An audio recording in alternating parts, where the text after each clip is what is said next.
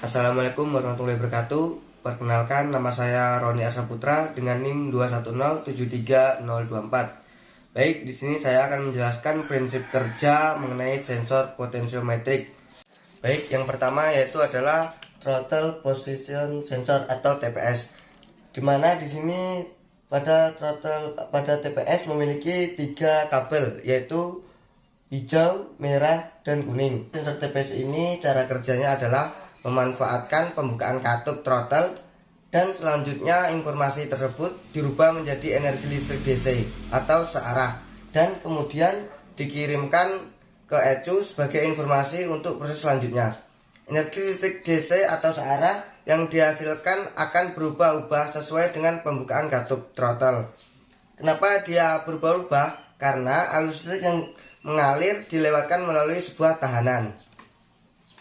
Baik, yang kedua yaitu adalah sensor acceleration pedal position, di mana sensor ini prinsip kerjanya sama dengan sensor TPS. Yang membedakan adalah saat kita meminjak pedal gasnya, karena pedal gas terhubung langsung dengan throttle, yaitu hubungan tersebut dibagi menjadi 2 dengan hubungan elektrik atau menggunakan tali gas. Pada mobil lama banyak menggunakan tali gas, jadi pada saat kita menginjak pedal gas maka throttle langsung ikut terbuka karena throttle terhubung langsung dengan menggunakan tali gas. Dan pada mobil lama tidak dibutuhkan, yaitu acceleration pedal position. Baik, yang ketiga adalah sensor exhaust gas recirculation atau RGR, yaitu prinsip kerjanya sama dengan sensor TPS atau APP, di mana sensor ini terpasang pada exhaust manifold.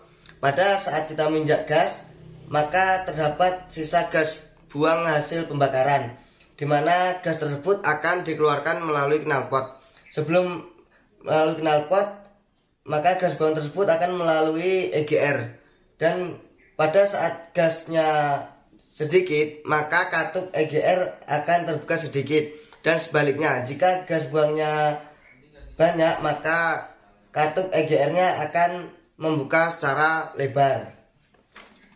Baik, untuk kelas selanjutnya ialah IC741, di mana IC741 yaitu memiliki 8 pin atau 8 kaki, yaitu pada pin pertama yang dinamakan adalah offset 0, yang kedua adalah inverting input, yang kaki 3 yaitu non inverting input, kaki 4 adalah Vmin, kaki 5 offset 0, dan kaki 6 adalah outputnya, kaki 7 V plus, dan kaki 8 adalah non connecting.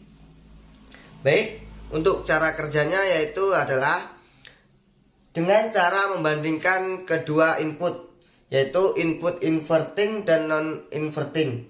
Bila kedua input itu nilainya sama atau input inverting dan non inverting itu sama, maka nilai outputnya akan 0 atau pin 6-nya akan bernilai 0. Baik, untuk selanjutnya adalah sensor suhu. Sensor suhu yang pertama yaitu sensor suhu PTC atau Positive Temperature Conversion.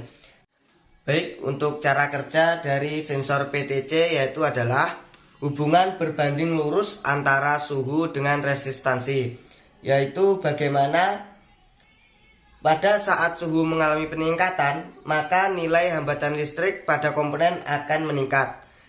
Dan sebaliknya, jika suhu mengalami penurunan, maka resistansi akan juga ikut menurun. Baik, untuk selanjutnya yaitu adalah sensor NTC. Cara kerja sensor ini dimana yaitu menurunkan resistansi ketika adanya kenaikan suhu. Pada saat suhu mengalami penurunan, maka nilai hambatan listrik dari komponen ini akan meningkat. Artinya NTC berbanding terbalik antara suhu dan resistansi. Baik, yang selanjutnya adalah sensor IAT atau intake air temperature. Sensor di mana sensor ini terpasang di intake manifold, yaitu untuk mendeteksi berapa suhu yang ada di intake manifold. Cara kerja dari IAT ini adalah Pertama, sensor IAT akan diberikan tegangan atau listrik dari baterai sebesar 5 volt. Kemudian tegangan tersebut didapatkan dari ECM. Kemudian akan dialirkan masuk ke dalam transistor menggunakan terminal THA. Dan baru setelah itu dikeluarkan dari termitor melalui terminal E2 pada ECM. Selanjutnya yaitu adalah sensor ECT atau Engine Coolant Temperature, di mana prinsip kerja sensor ECT yaitu dimulai dari ECU atau ecek mobil.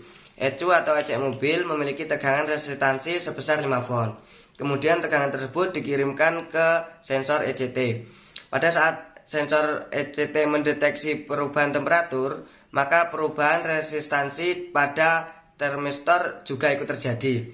Dengan demikian merubah potensial yang menjadi data dari sensor ECT masuk ke ECU. Data ini kemudian diolah untuk menginformasikan dan memerintahkan indikator dan juga untuk memerintahkan kipas bekerja. Baiklah, hanya itu yang bisa saya sampaikan. Itulah video yang telah saya buat. Apabila ada kekurangan, saya mohon maaf. Saya akhiri. Wassalamualaikum warahmatullahi wabarakatuh.